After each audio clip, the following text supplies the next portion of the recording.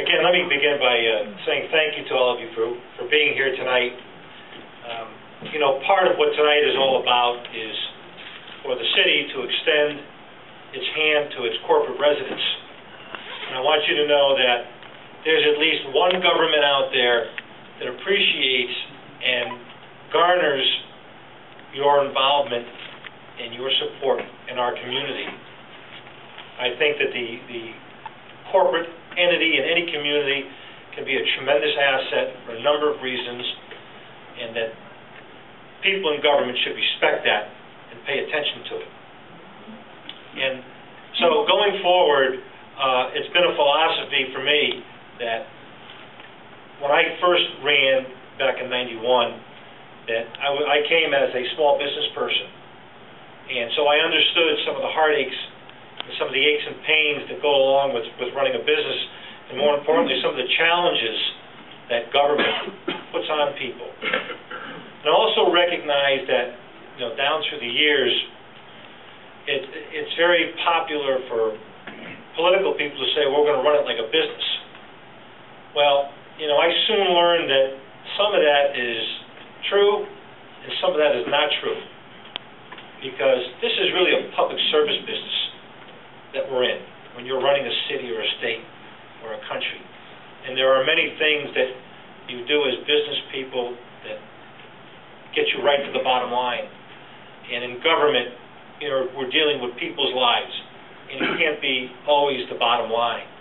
And I think that that's the balance that one has to try to create in political life when you're in charge of an entity such as a city or a state, trying to create that balance. And I think that over the years that we've been able to do that in a very, very successful way. And I think, and as I look back, and I always reference some of the goals and objectives that we had when we first ran, and I think that we've exceeded those expectations far beyond what people anticipated. And it's largely due because we had good people in the right places, people who cared about a community, people who had integrity and were intelligent about the decision-making that went into the things that impact the city forever. When you make a zoning change, they potentially impact the city for 50, 60, 70 years. When you impact the wetlands and it's gone, or you preserve a wetlands, it has tremendous impact on the environment that people live in. If you're in public safety, does that not impact people's daily lives? Traffic control and density in different neighborhoods. All huge factors. And at the same time, it was important for us to run certain things like a business, to ensure that the bottom line benefits the greater good of people who reside there. Not only the full-time residents, but the people who come to work in a place like Shelton. On any given day, there's 25,000 people who will come to work in our community. There's not many places around the state of Connecticut that can say that. And it wasn't always that way, and it is now. And so one of the things that I wanted to accomplish here today was to say to you that, the city of Shelton is in good financial health. We have low debt, and we have a high amortization schedule. I don't think that there are many municipalities around the state that retire debt in 5 and 10 years. Well, we have consistently done that over the last 20 years. We'll be debt-free in 10 years as a figure of speech, but our debt is not high relative to our budget and our expenses. We have one 20-year note, and that's for the improvements that were made to the wastewater treatment plant that were just completed this past year to $27 million. And that's really done through the Clean Water Fund, federal government, and they give you a 2% interest rate over the 20 years. So, I went along with it. I said, hey, for 2%, that's a pretty good number. And so, those are some of the things that I think that drive our thinking. The quicker you retire debt, the more you can take on new debt and not impact people's taxes. This is the third year in a row that we're going to have the same mill rate, 18.6 mils. That's important to a community. Not many people in the state can compete with that. And I think that's one of the successes of Shelton. is that we have good quality of life and that we're affordable.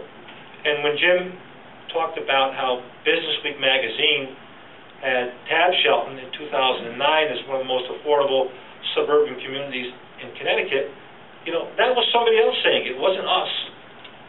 And so, you know, honestly, we should be quite flattered that people recognize what's going on within our borders. And, you know, I tell people that despite this bad economy, in the next 5 to 7 years, you are going to be in awe of what you see in downtown Shelton. And it's because of the planning that's taken place and the investments that are being made now. And I hope that this coming spring we're going to see the groundbreaking of a new housing complex right on the Housatonic River. And so, you know, while things are poised and moving in the right direction, there are always challenges that have to be overcome. And, you know, sometimes I often kid people saying that, you know, the only thing that really can affect the city of Shelton is the state and federal government. And boy, I got to tell you, sometimes I think they work at it. But in any event, you know, again, I'm here to tell you that we're alive and well. We're in a good financial position. We're going to continue to make infrastructure improvements in our city because it's important and people benefit by that. I want to extend an invitation to all you corporate residents to feel free to get involved in any way you see comfortable. I know that many of you do with the many nonprofits that exist throughout Shelton and the Valley community, and you're to be commended for that because it's a public service that people who are less fortunate really need, and you provide that extra economic benefit to make it happen for them.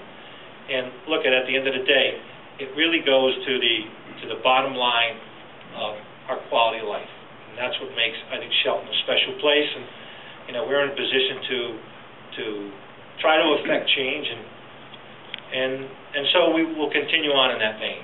I want to close there. Before I introduce our keynote speaker for today, I did want to recognize our state representative, Jason Perillo, who's with us tonight. He came in a little while ago. Jason.